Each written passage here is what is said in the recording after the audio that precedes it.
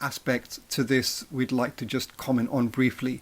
These kind of the rhetoric of black manhood protecting your sisters and mothers and the community, and of course Huey Newton also talks about in the quoted article, he talks about brothers and sisters as well.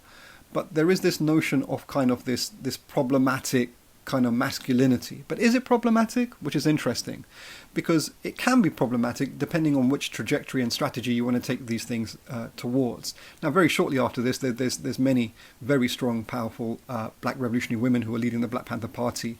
By 1967, Kathleen Cleaver, at the age of 22, becomes the communications secretary and part of the leading body of the party. And there's many other amazing women like Erica Huggins, Elaine Brown, and many others, Charlotte O'Neill, who we're in touch with, and others. So really, and Huey Newton has a sensitive, revolutionary approach to issues of patriarchy and gay politics, etc.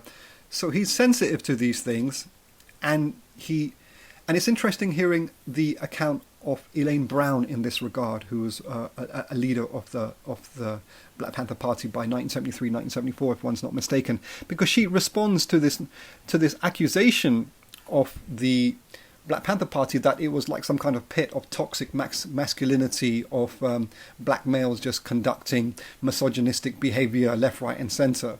And of course, like any organization, it's a reflection of the problems in wider society. And really, I mean, the Panthers had up to 10,000 members at one point, so absolutely the membership will also reflect partially in their behavior that which exists in society in general, including sexist behaviors, etc. However, Elaine Brown makes an important corrective, and she says, listen, actually none of the women that I knew and myself were treated with anything but absolute respect as women in the party and as women in the leadership as well. So she provides and contributes a very sharp corrective to the notion that somehow it was just all problematic, toxic masculinity. Just a comment we wanted to put in there. Many thanks. We want full-fledged membership in the Black Panther Party, and none of that okay sugar, as long as you play the background, getting my beer and rubbing my feet bullshit either. You dig? Those sisters standing there looking tough, we're going to be at a party. Who the hell did that?